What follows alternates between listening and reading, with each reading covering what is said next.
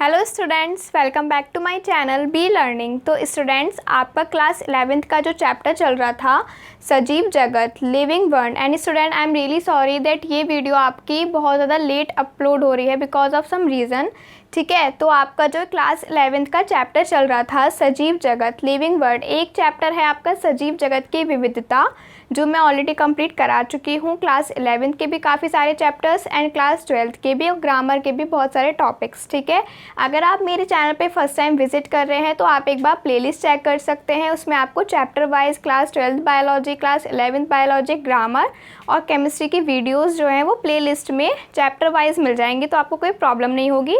और सभी लिंक क्या है डिस्क्रिप्शन बॉक्स में है। ठीक है, तो जो आपका चैप्टर था सजीव जगत लिविंग वर्ल्ड, लास्ट वीडियो जो मैंने अपलोड करी थी इस चैप्टर की, वो हम लॉन्ग क्वेश्चन हमने कवर कर लिया था। जो क्वेश्चन था सजीव जगत सजीवों के जो लक्षण होते हैं लाइक गमन, उत्सर्जन, श्वसन, ये सब मैंने आपको पूरी 10 हेडिंग्स कराई थी। अगर आपने नहीं देखी है तो आप प्लेलिस्ट चेक कर लीजिए और लिंक आपको डिस्क्रिप्शन बॉक्स में मिल जाएगी।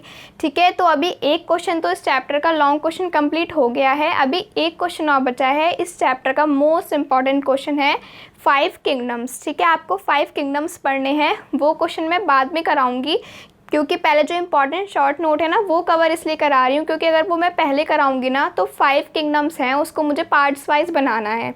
ठीक है, तो वो वीडियो काफ़ी ज़्यादा बड़ी हो जाएगी क्योंकि एक साथ मैं आपको सारे किंगडम्स नहीं समझा सकती, आपके दिमाग में भी सारी जो उनकी कैरेक्टरिस्टिक्स हैं वो मिक्स ना हो जाएं, इसलिए मैं आपको बाद में कराऊंगी। पहले इस चैप्टर का एक लॉन्ग क्वेश्चन कंप्लीट हो गया है, आप थोड़े शॉर्ट नोट पढ़ते हैं, फिर लास्ट में आपको किंगडम वाला क्वेश्चन कराएंगे। तो स्टार्ट करते हैं अब।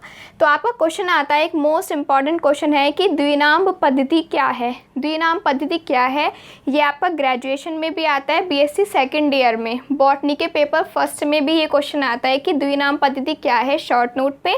और वैसे ही क्लास 11th चैप्टर है, 11th का क्वेश्चन है। ठीक है, तो द्विनाम पद्धति क्या है, तो साइंटिस्ट थे कैरोलस लीनियस, एक साइंटिस्ट थे हमारे कैरोलस लीनियस ने अपनी बुक सिस्टम नेचर में, याद रखेंगे ऑब्जेक्टिव में आ सकता है कि कौन सी बुक में बताया था कैरोलस लीनियस ने, तो आपको ऑब्जेक्टिव में अगर वहाँ पे सिस्टम नेचर होगा तो उस पर क्लिक कर देना है, टिक कर देना है।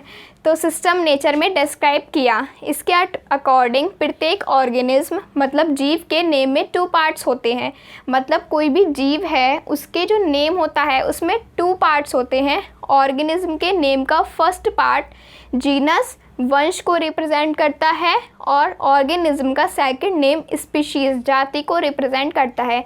ये वर्ड्स तो आपने पक्का सुने होंगे, जीनस, स्पीशीज। कुछ स्टूडेंट्स को पता भी होगा कि क्या होता है जीनस, क्या होता है स्पीशीज़, जिन्हें पता है वेल एंड गुड। ठीक है, तो जो हमारा ऑर्गेनिज्म होता है उसके 2 पार्ट्स होते हैं नेम में। ठीक है, जैसे हम अपना नाम लिखते हैं और सरनेम लिखते हैं, तो जो हमारा नेम है वो जीनस को रिप्रेजेंट कर रहा है, हमारा सरनेम हमारी स्पीशीज़ को रिप्रेजेंट कर रहा है, हमारी जाति को रिप्रेजेंट कर रहा है। इसी तरह कोई भी ऑर्गेनिज्म है, कोई प्लांट है, कोई एनिमल है, उसके नेम में भी 2 पार्ट्स होते हैं।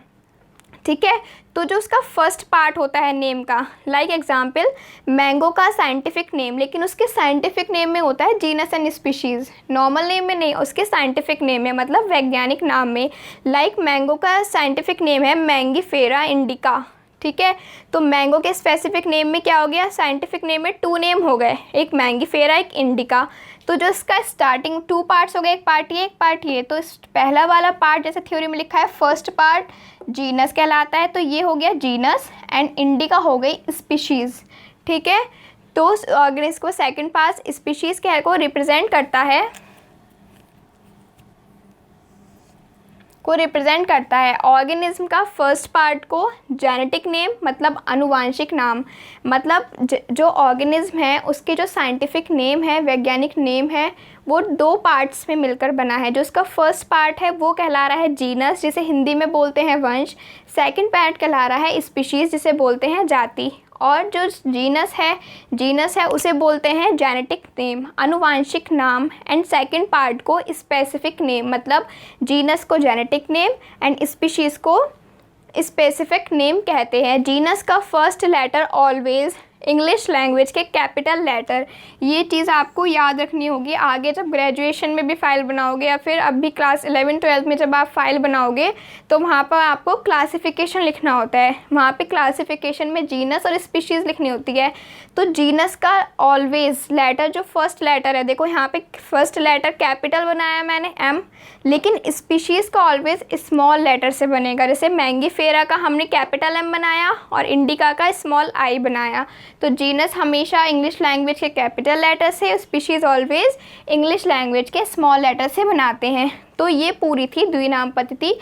तो द्विनाम पद्धति क्या थी? जो कैरोलस लिनियस साइंटिस्ट थे उन्होंने अपनी बुक जो थी सिस्टम नेचर, उसमें इस चीज़ को बताया कि कोई भी ऑर्गेनिज्म है, कोई भी जीव है, जंतु है, कोई भी प्लांट है, उसके साइंटिफिक नेम में 2 पार्ट होते हैं। जो उसके नेम का फर्स्ट पार्ट है वो जीनस वंश कहलाता है, दूसरा पार्ट जो है वो स्पीशीज़ जाति कहलाता है। ठीक है, जीनस का ऑलवेज फर्स्ट लेटर कैपिटल बनेगा और स्पीशीज़ का ऑलवेज स्मॉल बनेगा।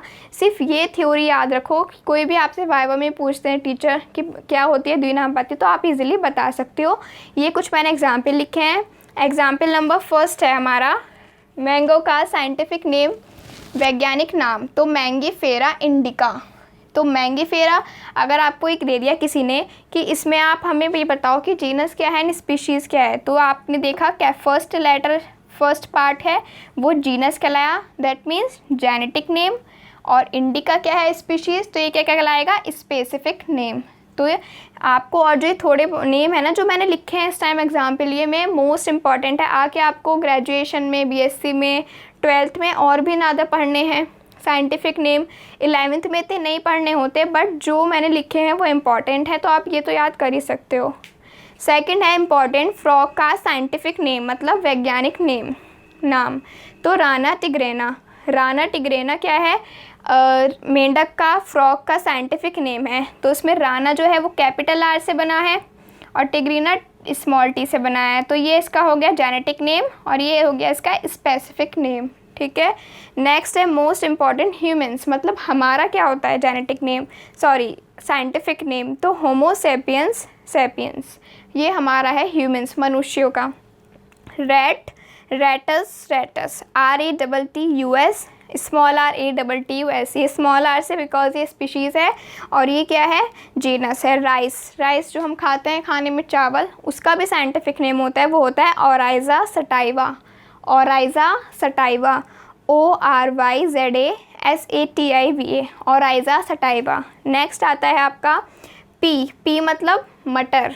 ठीक है, मटर का होता है पाइसम सटाइवम, पाइसम सटाइवम। अगर आपसे नहीं पढ़ा जा रहा तो तोड़ के पढ़ो, देखो पाइसम हो गया, सटाइवम, पाइसम सटाइवम मटर का। नेक्स्ट है कैट, जो बिल्ली होती है, फेलिस डोमेस्टिका, FELISDOMESTICA।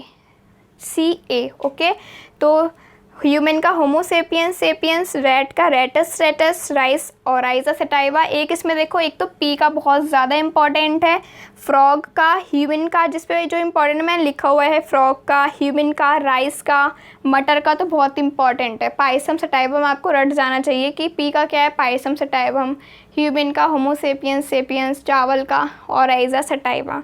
ठीक है, तो ये हो गया आपका एक शॉर्ट नोट कंप्लीट बायोलॉजी। ठीक है, द्विनाम पद्धति।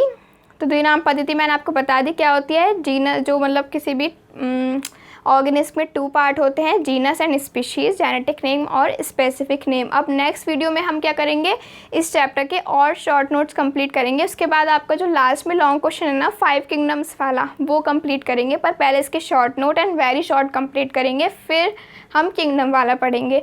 और अगर आपको किंगडम वाला पहले पढ़ना है तो आप मुझे कमेंट कर देना, मैं पहले किंगडम वाले पे वीडियो बना दूंगी, शॉर्ट नोट आपको बाद में करा दूंगी, तो आप मुझे कमेंट कर देना। ओके, सो स्टूडेंट्स, अगर आपको ये वीडियो पसंद आई हो तो मेक श्योर आप वीडियो को लाइक करो, अपने फ्रेंड्स के साथ शेयर ज़रूर करो, जिससे आपके साथ साथ आपके फ्रेंड्स का भी फ़ायदा हो, और मेरे चैनल को सब्सक्राइब करो। Thank you.